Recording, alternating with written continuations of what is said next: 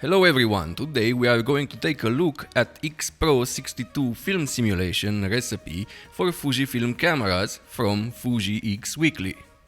The creator of this recipe was inspired by a promotional photograph of Ron Howard for the movie American Graffiti, which he saw on the wall of a diner in Reno, Nevada.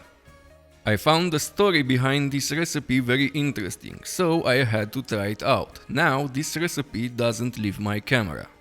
All photos are straight from the camera JPEGs, taken with the Fujifilm X-T4. For some photos I used the CineBloom 20% diffusion filter.